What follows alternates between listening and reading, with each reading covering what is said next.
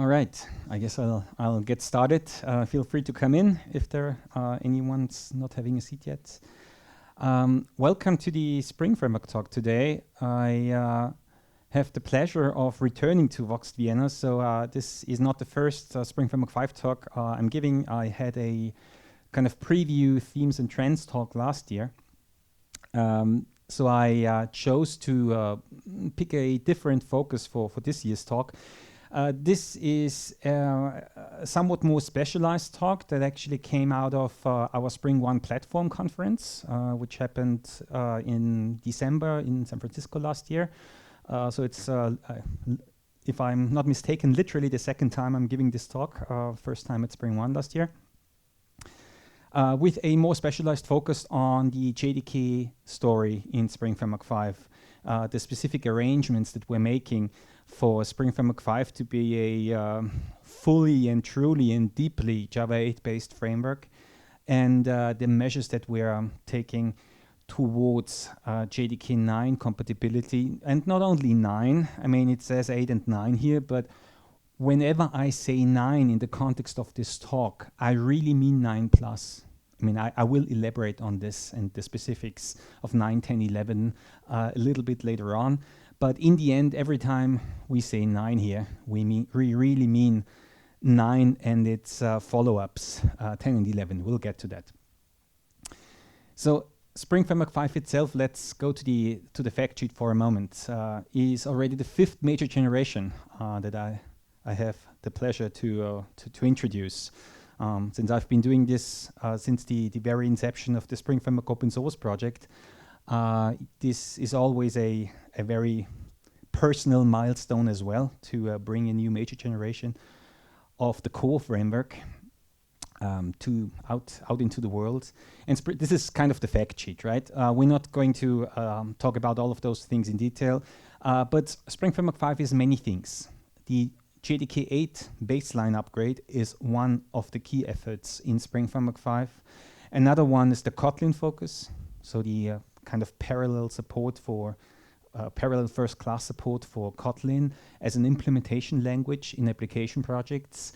So it's essentially Java 8, the language, and it is Kotlin, and it still is groovy.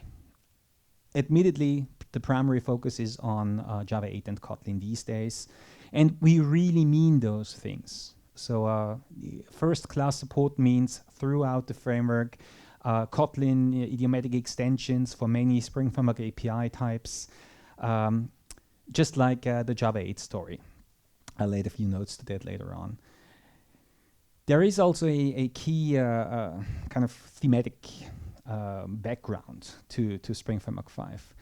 We're trying to revisit what we're doing from a different perspective. I'll elaborate on that a bit.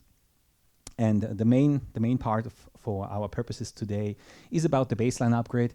It's not just JDK 8+, it's also raising the baseline, for example, to Servlet 3.1+ and JPA 2.1+, so kind of drawing a line in terms of how far back we would support integration APIs for external infrastructure.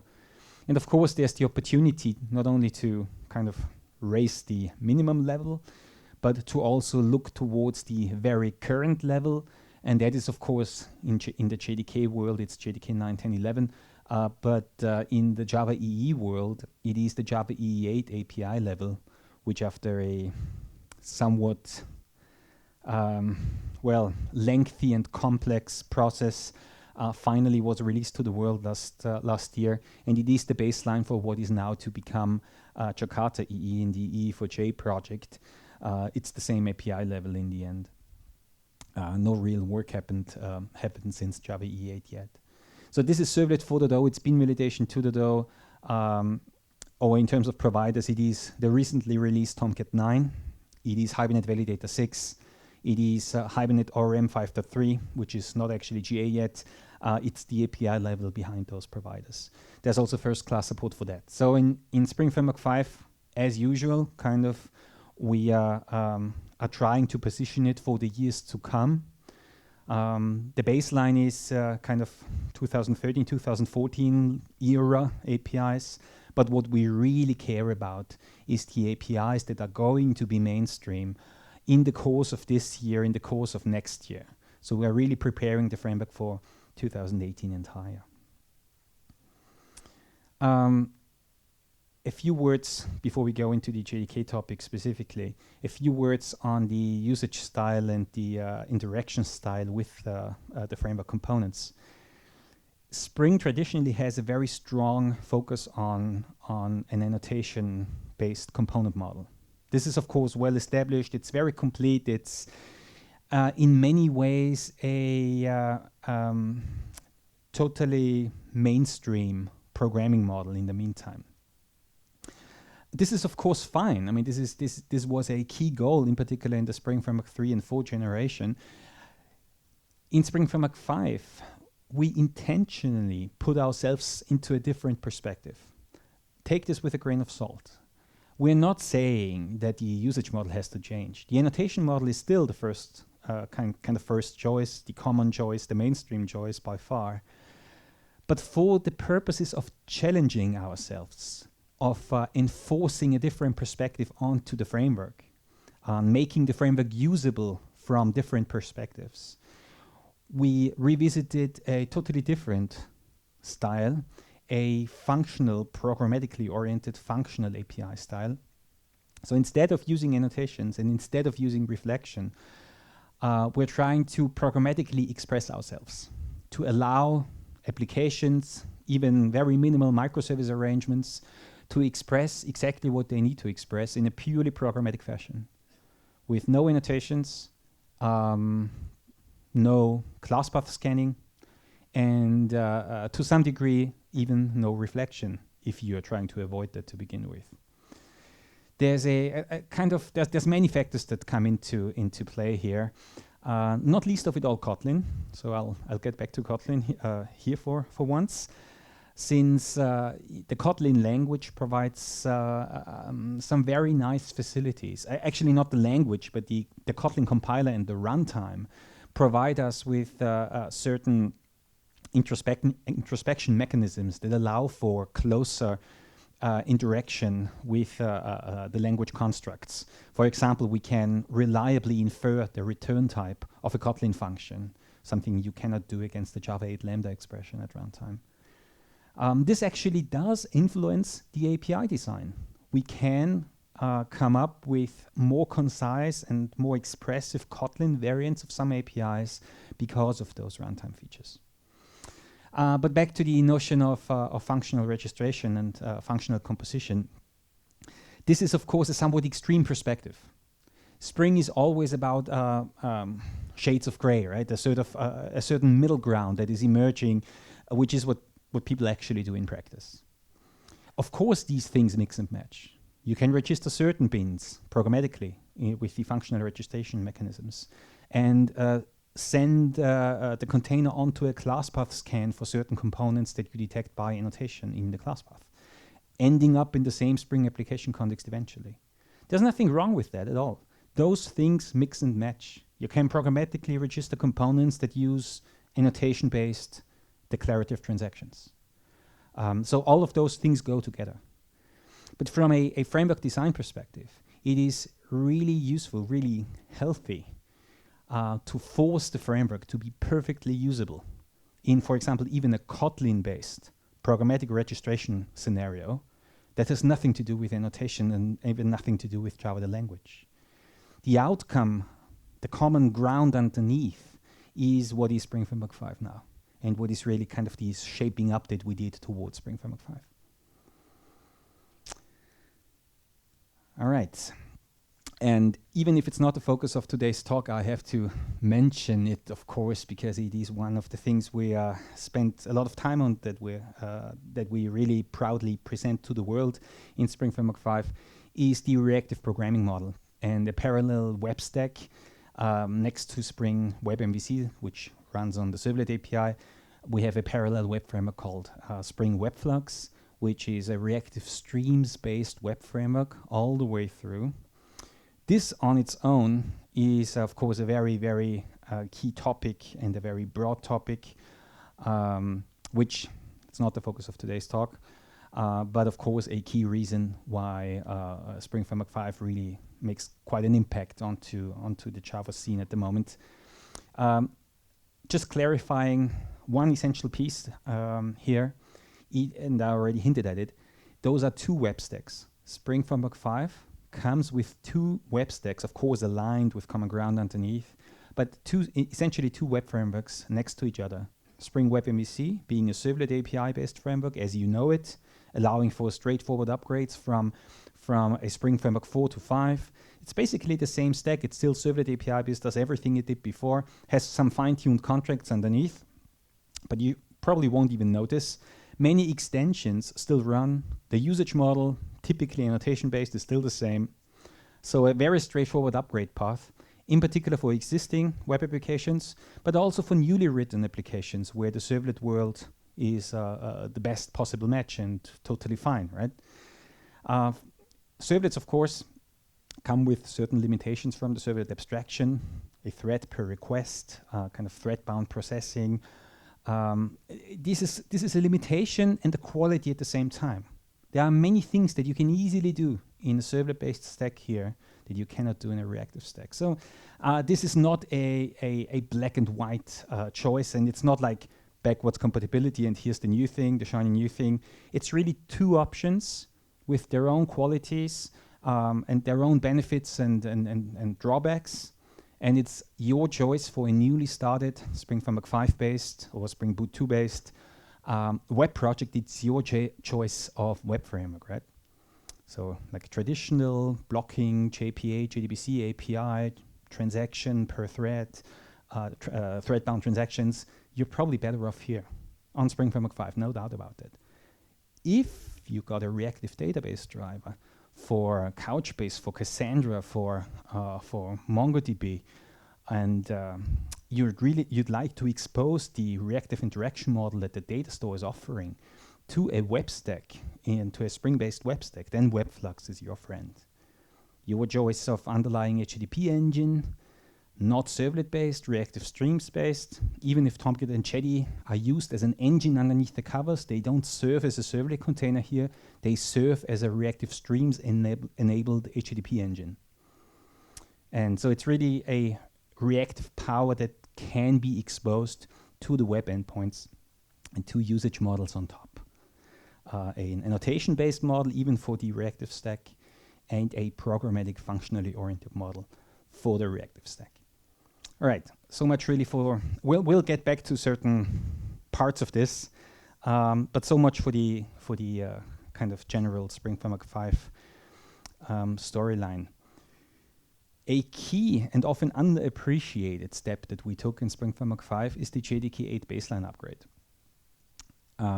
This is the first time we actually do this, that the entire framework is Java 8 based.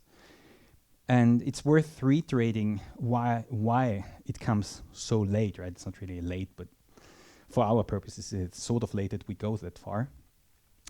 The main reason is quite simple. In Spring Framework 4, let's take for the 3 as the end of that line. In Spring Framework 4.3, there is already a very rich Java 8 development experience for applications. It's internally a Java 6-based framework with many Java 8 extensions that are automatically enabled and live in these standard jars. So from a usage perspective, if you consume Spring Framework 4.3 in a Java 8-based application setup, it essentially feels like a Java 8-based framework to you, at least in many ways, right, for many scenarios. But there are certain things we cannot do, or certain things that we have to do in a specific fashion, right? If you present code to us, annotation-based components with injection points, with handler method parameters, then we can reflectively introspect the use of Java 8 constructs. We can see that you're using Java util optional, and we can automatically create an optional instance for you. We can detect your usage of completable future. We can understand what you mean if you're trying to bind an HTTP header to a kind of local date or whatever. Right? So we do all of this reflectively through Java 8 extensions, essentially, that are reflectively enabled. It's quite efficient at runtime. There's no performance drawback, but it is something we can only provide to your code. The framework itself, the framework APIs and the framework code base, the implementation code base, cannot make use of Java 8 constructs. So this, in Folder 3, we even go a little bit further, and it's worth pointing out that this notion of functional interfaces in Java 8 it really comes with a fine convention-based design. We can very easily interact with Lambda expressions and method references without having to declare any specific Java 8 constructs, because it's a convention. An interface with a single callback method can serve as a functional interface. The Java 8 compiler accepts that sort of interface as the target of a Lambda expression or a method reference, without an functional interface annotation or any other Java 8 specific construct.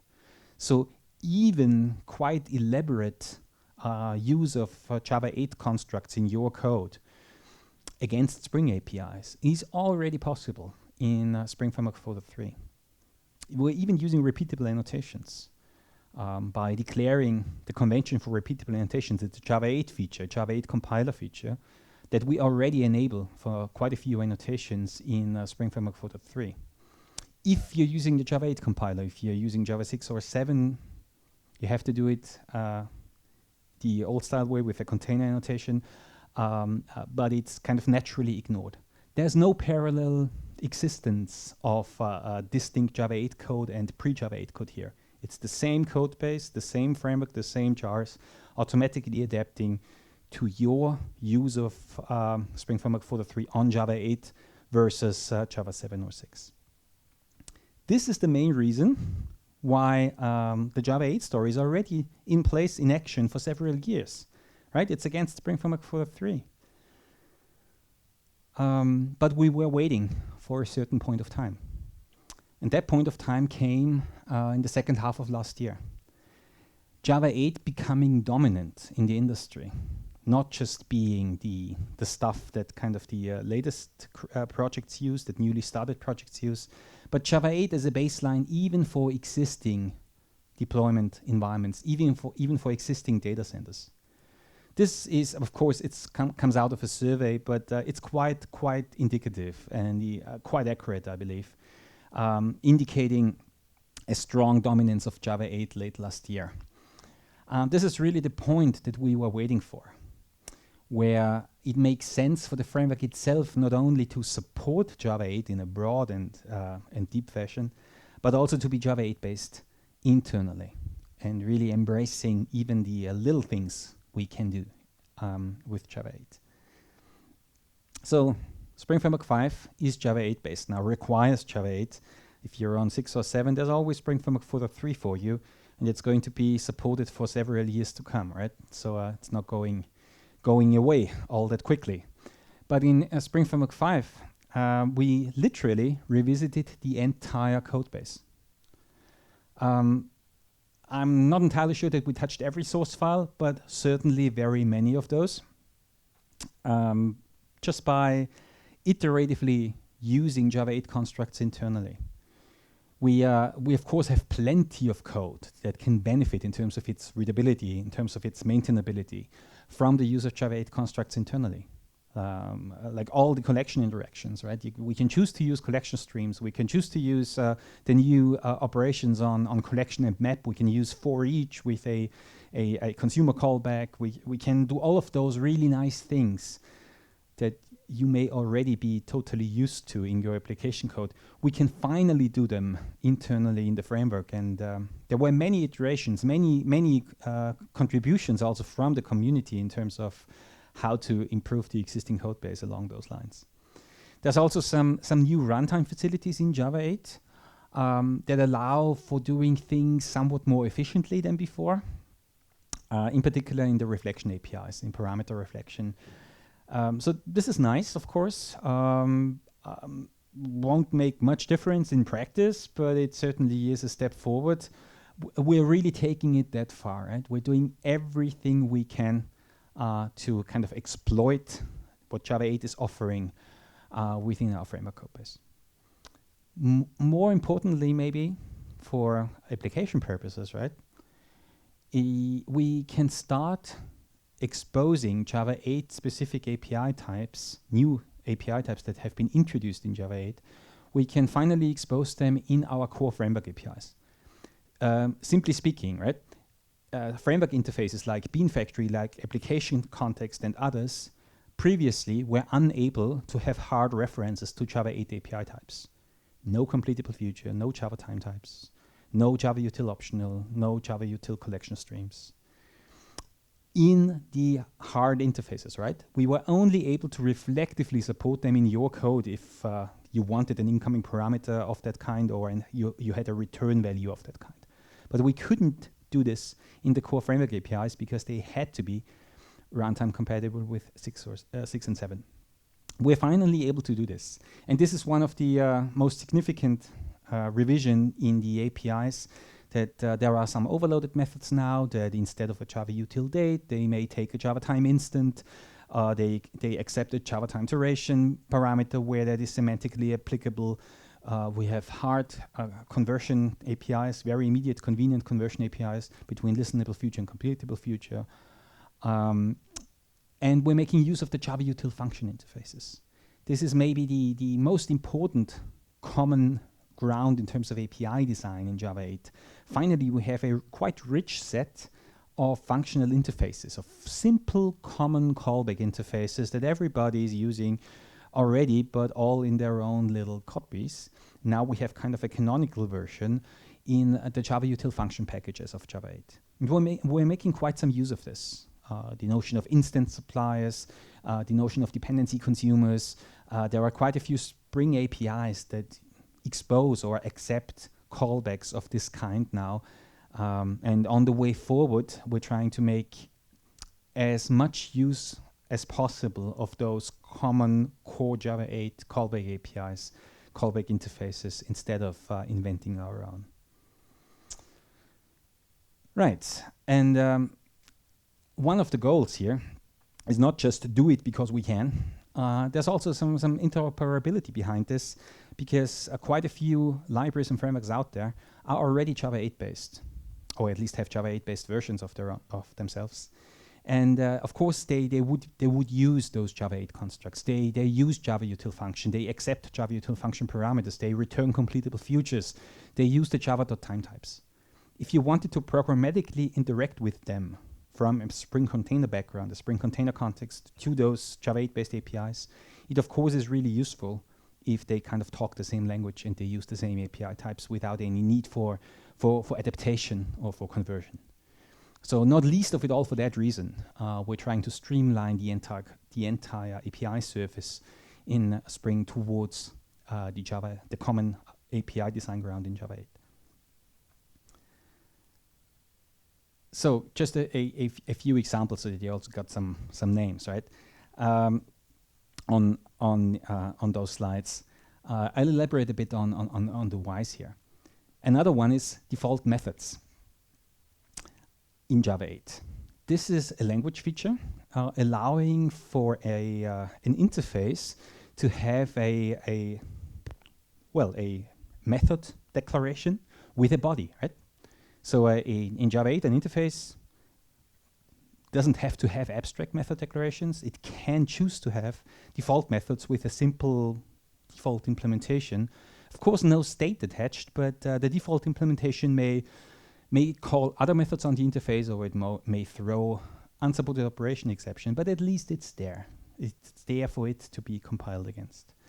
It's primarily a language feature that they introduced to allow smooth migration of interfaces. Adding additional methods to existing interfaces is otherwise always painful, because an existing implementation of that interface doesn't have those new methods. So it would fail whenever those new methods are being used. Default methods are a way to suggest default implementations for some of those new methods in the interface, so that existing implementations would implicitly get those new methods as well in their default incarnation. We're making quite some use of this in Spring Framework 5. And essentially for two different reasons. There are quite a few cases where we provide convenience methods along those lines, basically overloads where just there's a very simple default implementation calling some other method on the same interface with some adaptive parameter or some missing parameter, right? So that's an easy way to introduce those is through default methods. So we're not just using it for a backwards compatibility story, we are using it as a design measure, as a design tool in our interfaces. Quite a few existing methods have been turned into default methods. That maybe needs a little bit of extra elaboration. So there are existing methods in the Spring framework interfaces now declared as default. It's simply for convenience. If you implement, for example, the bean post-processor interface, it has two callback methods. In all likelihood, you're probably only interested in one of the two. But you always had to implement two in traditional Java. Now in bean post-processor, both of those have been declared as default. They basically return the bean as is in their default implementation. So whenever you implement the bean post-processor interface, you choose to just overwrite one of the two, the one where you actually want to customize. So default methods are also a way to conveniently get rid of kind of stub implementations for certain interface methods that you don't care about. This is a quite important use of default methods in its own right. Not having nothing to do with backwards compatibility, but instead having to do with convenience for implementers of certain callback APIs with more than one method, usually. We exploit this quite a bit in bean post-processor. Factory bean has default implementations for like a singleton. We even have some default implementations in SPIs, like in the resource SPI. This is actually quite useful as a kind of design tool for us. But in particular, it makes it easier also for the backwards compatibility aspect for us to introduce new methods along the same lines. The new methods are also default.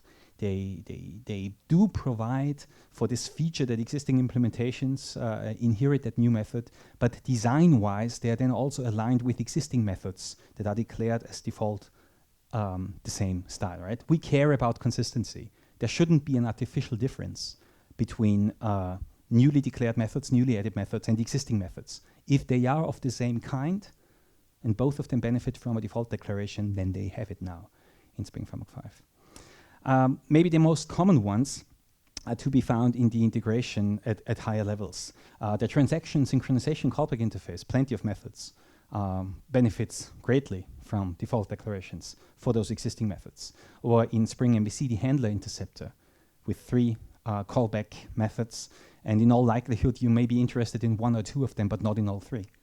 More convenient to implement now. And no need for adapter classes anymore with stub implementations of the other methods. So this is, of course, also something you may exploit in your own library or framework design if you have certain parts of your code base that fall into that category. Okay, now back to a slightly higher usage level. How would we use this? For example, for the programmatic registration part, this is how you would be able to write code with Java 8 now in Spring Framework 5. Generic application context is the same class that existed ever since Spring Framework 2.5. Basically, just say new application context, this is your container instance now. And instead of sending it onto a classpath scan or registering annotation-based components, you register beans by class. Beans by class is somewhat easy, right? Also somewhat boring, because in a way you were able to do this before, and we constructed with its default constructor and don't do anything special with it really. The new part comes with what we call instance suppliers. Here we register a bean of type bar, and we pass a lambda expression in. This is actually a Java util function supplier in terms of its signature. Every time the container needs a new instance of that bean, it actually dispatches to this instance supplier. So whenever the container decides to create a new instance of bar, it won't call the default constructor or any other constructor. It will call this instance supplier, and the job of this supplier is to create a new instance of bar. It's as simple as that. If you need dependencies onto other beans in its simplest possible fashion, just call back to the container and obtain them. There are some existing retrieval methods and some new retrieval variants, and there are some further ones coming in 5.1. for programmatic retrieval, programmatic filtering of existing beans, so that you can programmatically extract them and pass them into the bar constructor, which in this case accepts a foo instance as a dependency. So it's constructor-based dependency injection in a functional style. So no add auto wide here, no class path scanning in this setup. Technically, there's reflection here. So this one calls the default constructor. It basically does class new instance. It technically doesn't actually do class new instance, but something along the lines, right? So that's effectively reflection. But this one doesn't use any reflection, because an instance supplier is compiled by the Java 8 compiler as a Lambda expression, basically into a synthetic method on the same class with a direct invoke dynamic dispatch. So whenever the container needs to dispatch to this supplier, it's literally straight into it. There's no reflection in between. If you wanted to exploit this a little bit further, here's a fine-tuned version just to indicate what's possible. This one specifies an instance supplier. Probably it's worth a second look, right? This is a Java 8 method reference, not a Lambda expression. But the method reference also binds to the supplier interface, to the same interface that this one applies to. No overload here. So it's some only very few methods exposed here, but that are very flexibly used with Java 8 language constructs. So what does it actually do? It says, whenever you need a new instance of foo, call foo : new, right? Well, that's the default constructor, right? It's the Java 8 method reference pointing to the default constructor of foo. There is a difference here, because foo itself, because foo here up here required a reflection to call its default constructor, and here we bind the method reference to the default constructor, so we have the same invoke dynamic straight dispatch, no reflection involved. So this is just fine-tuning, semantically equivalent, but this is slightly more efficient. Only really makes a difference if you're creating many instances of it, right? So for a prototype bean, for a request scope bean, this may be worth fine-tuning. And it's also to make a point, because you can set up a Spring application context without use of reflection for bean creation purposes. All right, so this one is also slightly fine-tuned. Also exploiting some Java 8 language constructs here. It's actually two arguments, two Lambda expressions, both of them in line. This one is the instance supplier. This one is what we call a bean definition customizer. It's a var arg, so you can have any number of bean definition customizers. So line by line by line. If you want further customization, just comma, next Lambda expression. And it's always the bean definition, which is the internal, it's kind of the underlying metadata object in the Spring container, being passed in for any remaining customizations. For example, setting the lazy init flag, programmatically adding qualifiers, adding other attributes. There's attribute storage that can be used in post-processors. There's all the things you could always do programmatically against the bean definition can also be conveniently customized here. This, to me, from my perspective, is a fine example of what we're trying to enable here. Some very specific measures in Spring's API design, allowing for some quite flexible, quite clever, I would argue, usage of Java 8 language constructs for Spring configuration purposes. Clever in the sense of making the best possible use of the Java 8 language possibilities, right? We're really not trying to invent anything new here. We're trying to take the features that the Java 8 language compiler comes with, and we're trying to make the best possible use of it in our context, in our world here. There's an equivalent for this in Kotlin, by the way. The focus for a different talk, right? So another example for Java 8 API design brought into Spring practice. This is what we call router functions. So if you remember, in the reactive web stack in Spring Webflux, you could choose to use an annotation-based usage model.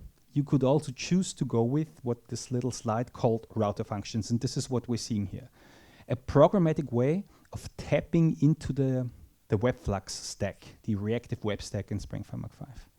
This may initially look a little bit scary, but don't let it scare you. It's basically standard Java 8 interactions in a fluent style. What are we doing here? We're setting up a router. There's a static input here for router functions. So that's a static method coming from that input. There's also a static input for get, of course. So we're saying we want to express a route for any incoming request that matches this predicate. Please dispatch to this method in order to arrive at a Reactive Streams publisher for the response to this request. And we actually have two routes. We're saying for this route, dispatch to this handler function. It's actually an interface, a functional interface called handler function. You don't see it because we use an inline Java 8 Lambda code block to express this handler function. Handler function has a server request coming in and a mono of server response going out. But you don't really see the signature, right? You just see the user of the incoming request and you see a server response being returned. There's a second route connected to it in this little, almost a domain-specific language of a kind, right? A DSL of a kind. So for this incoming predicate, pass control or dispatch to this particular handler function here. So maybe let's quickly go into what they are doing, right? So this one is actually quite straightforward. It uses a repository, a target object that we're using here, and this router function, which can, for example, be say a Couchbase bound repository from our Spring Data project, or it could be a custom repository implementation that you hand-coded, returning a Reactive Streams publisher. And this is exactly what the find_all method is doing. It's returning what we call a flux. Flux and mono are both Reactive Streams publishers. Flux is basically an open-ended stream of objects, a hot stream of objects, a reactive stream of objects, whereas mono is a single object or none. So it's a little bit like Java util stream and Java util optional. Or if you know RxJava, and this is very close to RxJava in mind, in RxJava, of course, that could be an observable, and this could be a single. So this is basically a handle that is capable of producing this sequence of user objects when actually needed. It's a recipe, right? This does not trigger the actual data store operation. It sets it up. And it can be integrated into a Reactive Streams pipeline so that whenever we are ready to actually process this, we kick it off and we process the elements as they arrive one by one or in a batch without ever blocking. So a key quality of the API design and the underlying reactive web stack here is that we are never ever blocking. So there's an event loop with just a few threads processing all of those interactions. And here then it's a builder API saying, HTTP OK, this is the body, a publisher for the body, and we have to specify the body element class if we want runtime conversion, for example, to JSON elements. So up here, it's just slightly more elaborate. Maybe some of you already tried to parse it, right? We're basically saying the incoming path has a path variable. Let's extract that path variable. Let's convert it to a long and pass the outcome of that conversion, which is the long ID, to the repository find_by_ID method, which is, of course, a Java 8 method reference here that we're binding to. Let's assume there's a find_by_ID long ID method, right, on that repository. And then we're building the server response again for the single user object that we just found by ID. But again, actually, we didn't find it, right? We expressed how to find it. It's a recipe. It's a Reactive Streams publisher that is capable of loading that object by ID whenever we're ready to process the outcome.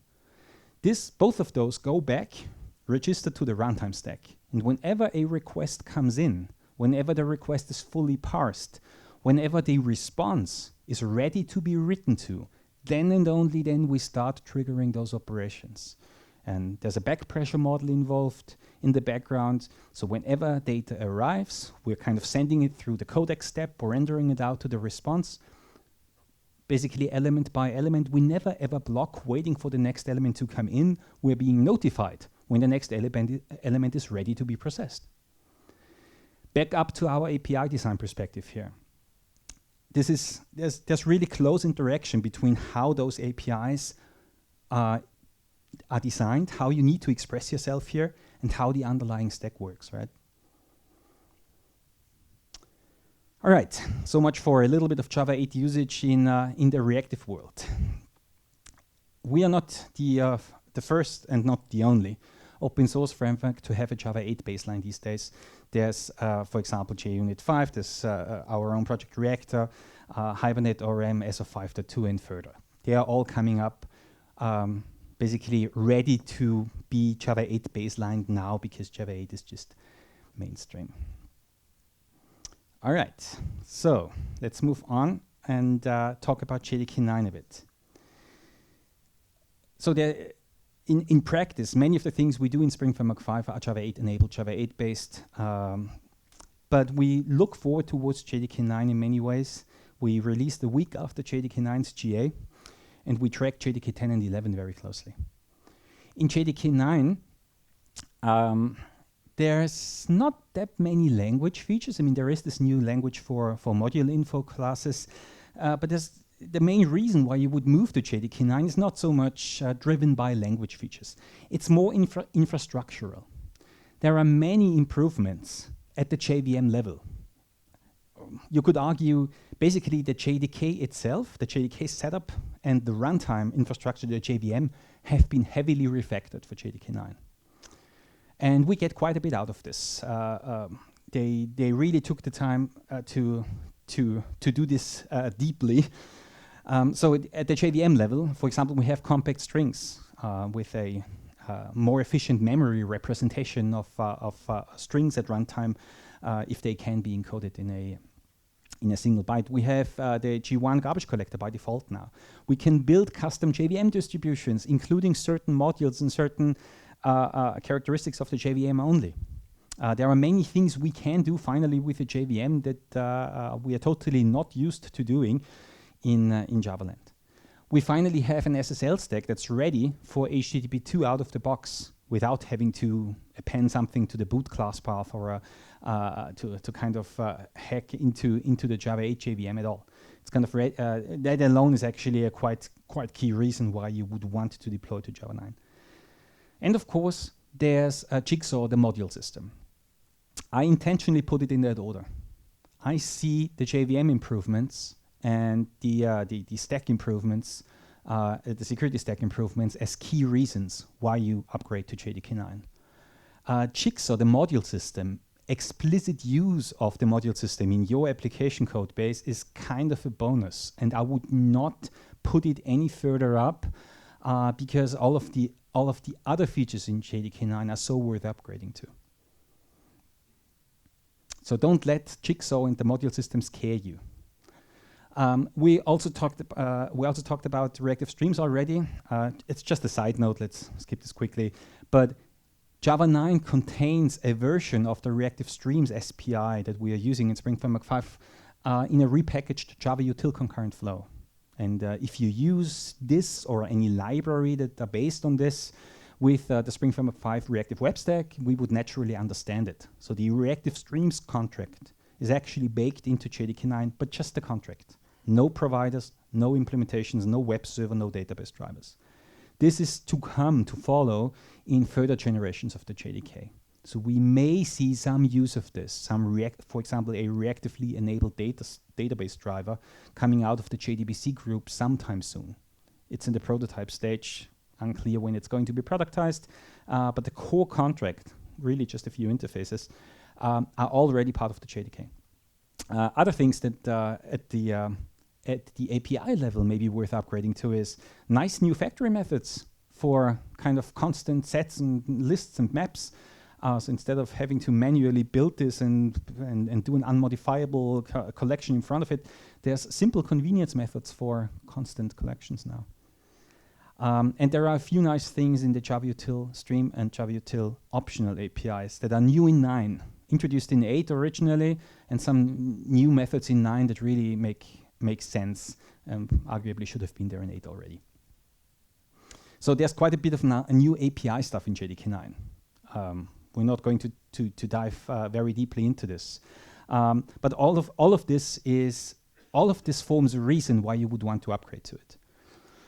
Now, in Jigsaw in the module system, there is a lot of reworking within the JDK. The JDK internally, the JVM internally, does not look anything like before. Not the directory layout, and not the runtime system either. There is no RTjar anymore. There is a decomposed arrangement of JMod files, efficiently compiled modules that the JVM is loading at runtime on demand. And each of those modules, those JDK modules, has its own name, like java.base, java.sql, java.activation. Those are all separate modules. Java.base is basically lang, util, that sort of stuff, right? But almost anything that they could factor out, they did actually factor out. And you can choose to link it in, for example, in a custom JVM distribution, or you can choose to not activate it at runtime when you bootstrap your JVM and to link in an external dependency instead. Instead of the JXP version that comes with JDK 9, you can choose to use one that comes from Maven Central, and there's no overriding problem. So decomposing the JDK itself into smaller modules that you can choose to use or not use is a totally fine step. It forces libraries and dependencies to revisit their dependency assumptions to some degree, but that's okay. And we've been forced to do this before because Google App Engine has also a much smaller set of default APIs. So it doesn't really do anything to the Spring Framework code base that wasn't necessary before. But there are some other libraries and frameworks that are affected by this because they assume that JXP or Java util logging or even JNDI are present by default, which they are not necessarily on a JDK 9 Plus distribution. So not really something that affects Spring much at all, but if you're building a JDK 9 based stack of other libraries and frameworks, you may hit some of this.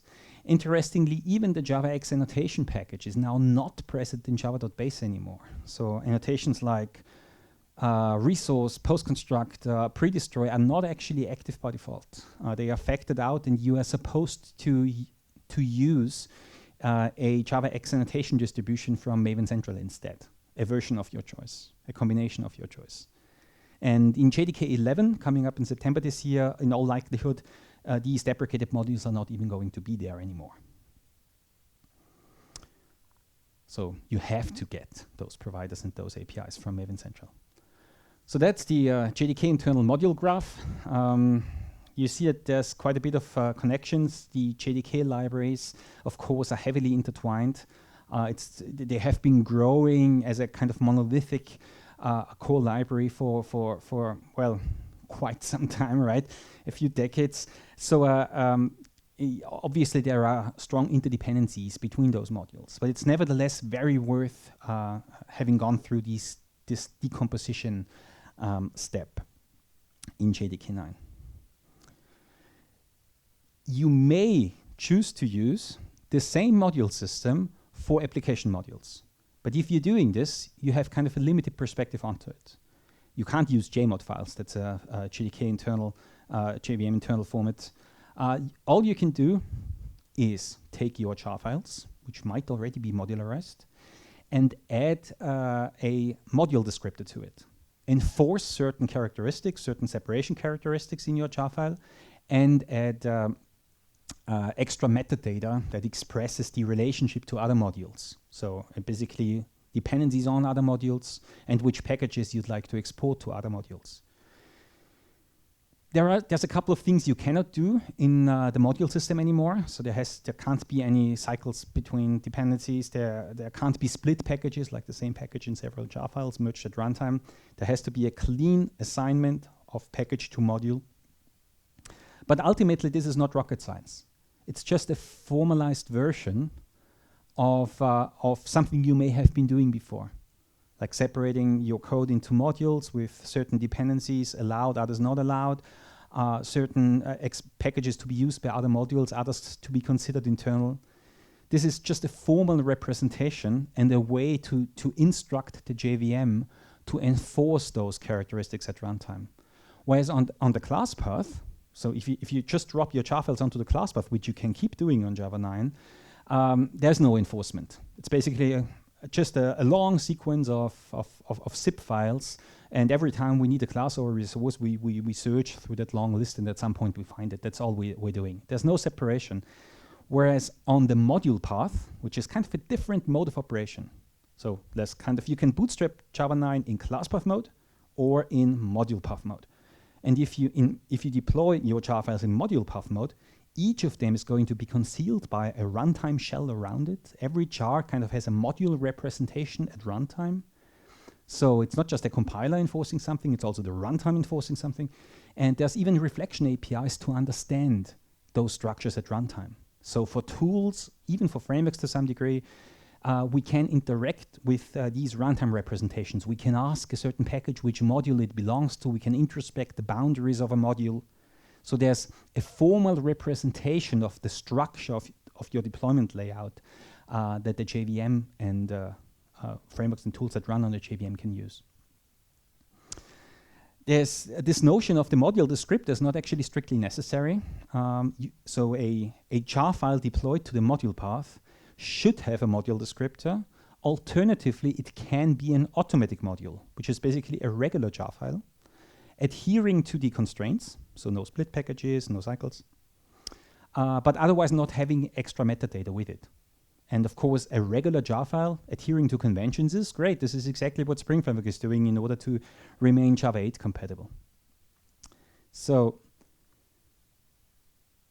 what we do in Spring Framework 5 basically falls right into this perspective.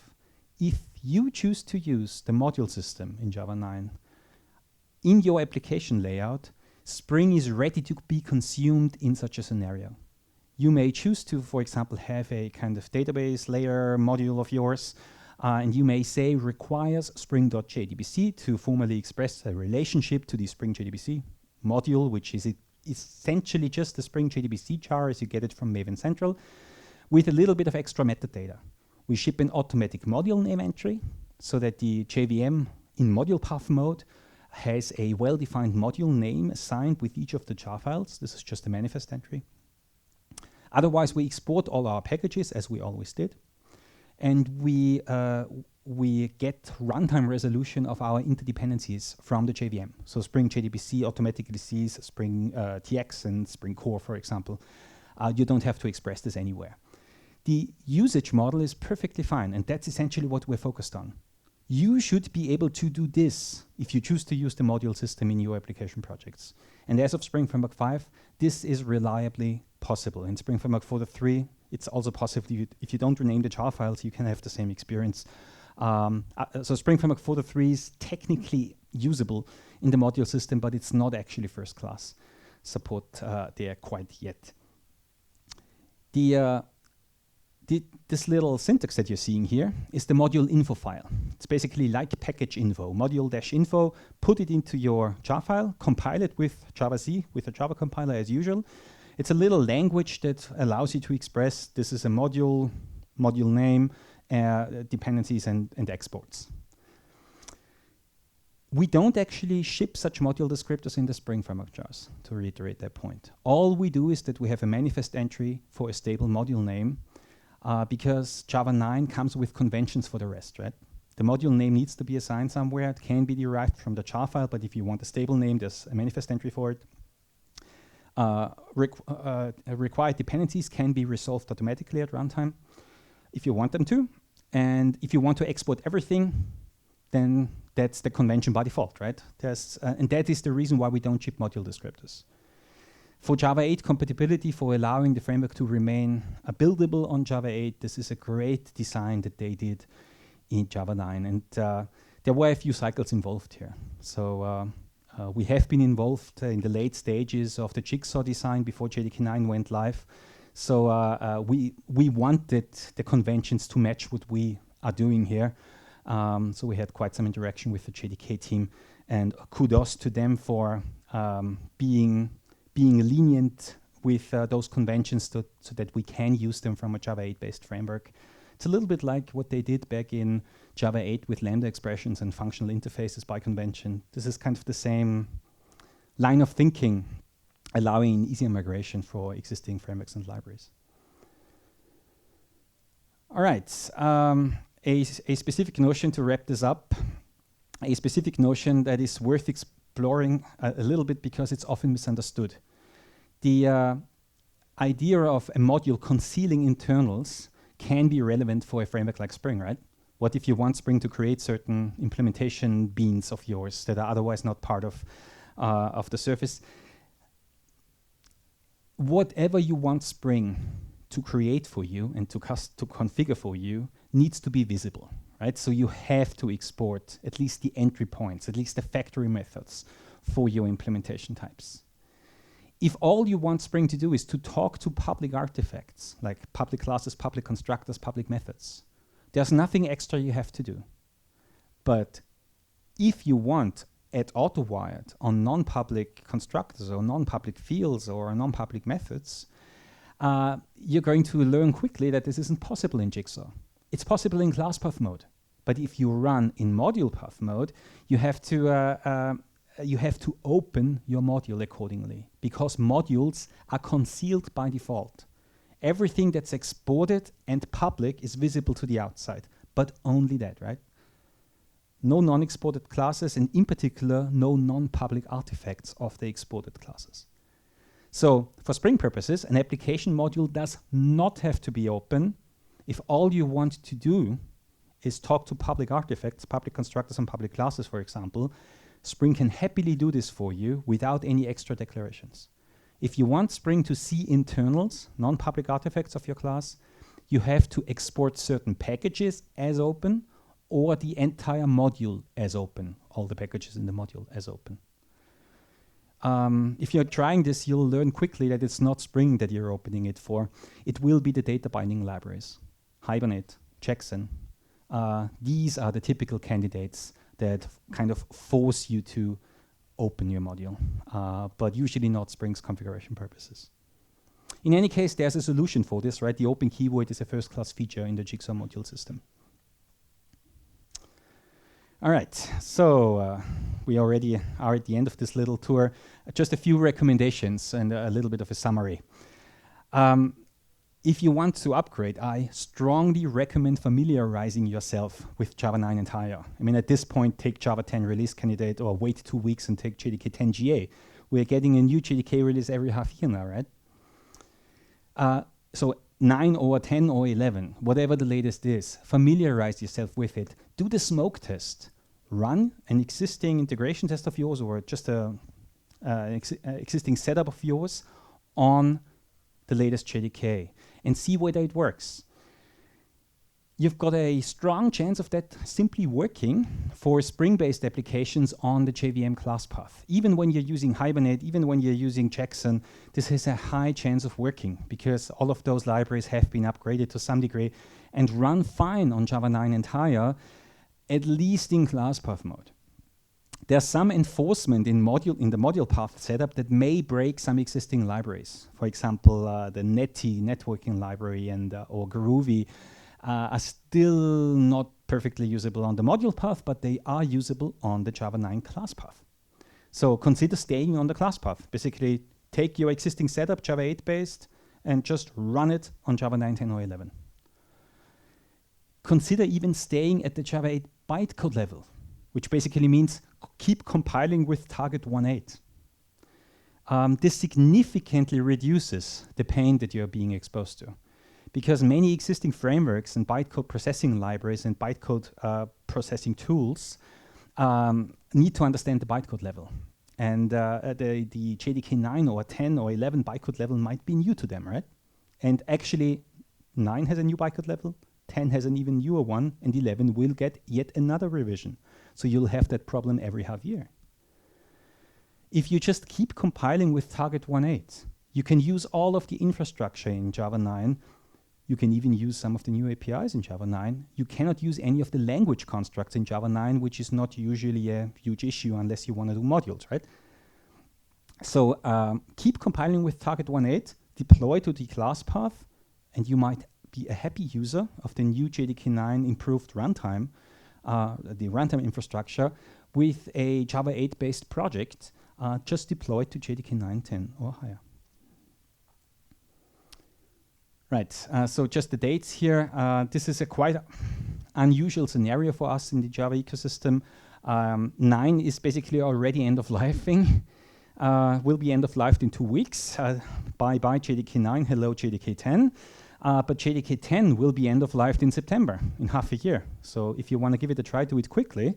Otherwise, you're already in place to give JDK 11 a try. Most importantly, JDK 11 will be a long-term support release. It's a little unclear what exactly that means from Oracle's perspective. It at the very least means you will be able to buy a support contract from Oracle for it, providing you with maintenance releases until 2025. Whether and how long some of those maintenance releases will be publicly available to the community is yet to be determined. The community is kind of expected to upgrade the JDK every half year.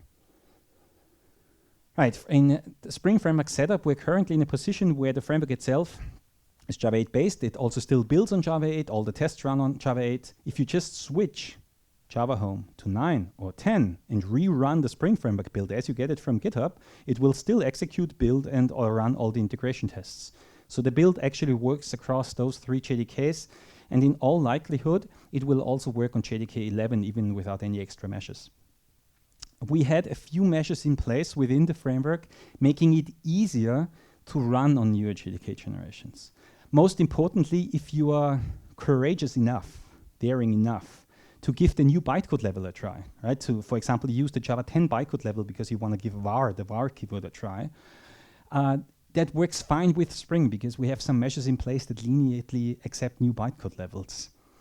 You might have a much harder time with the Hibernates of this world and other libraries with different bytecode generation libraries in place. But from Spring's perspective, all that we can do is we want to put ourselves into a position where existing Spring Framework versions, like Spring Framework 504 or 505, can be used in JDK 10 and 11, even with the newest bytecode levels, without any extra measures. So we are kind of anticipating use of existing framework versions on newer JDK generations already. We're not going to ask you to upgrade to 5.1 just for that purpose. All right, so much for this little, or actually quite extensive story. So in many ways, Spring Framework 5 is our Java 8 very deep embracing release, and a lot of the goodness and many of the things that you will find yourself hopefully appreciating in practice actually comes out of this JDK 8 baseline. As a bonus, you can choose to run it on JDK 9 and try to embrace JDK 9 or 10 or 11. I would only recommend doing this for new language features and new APIs if you have a clear and strong need to do it. Otherwise, consider the arrangement of compile against JDK 8, deploy to 9, 10, or 11. You might have a quite fine experience with this and get lots of runtime benefits out of it. Right, and there are a couple of things that we only touched upon in the course of this presentation. There's plenty of content to be found through Google and YouTube if you are more deeply interested into the reactive story on Spring Framework 5 or the Kotlin story. There are dedicated presentations from some of my colleagues, all available on YouTube if you're interested. So there's many other storylines in Spring Framework 5 that we only touched upon that may be worth exploring on their own right. All right, then thanks for your attention. If there are any questions, I'm happy to take them. Just come up to the stage or catch me out there. We're also very easily reachable. If anything comes up after the fact here, just get in touch with us on the blog, on GitHub, wherever. We are in a stage with Spring Framework 5 where we are very, very interested in how it goes with the practical. How does it go with the practical experiences, right? How does it feel like when you're actually trying to put it into production? If you're trying to use it in anger for solving particular problems, so by all means, let us know and enjoy the rest of the show. There's a closing keynote following. Thanks.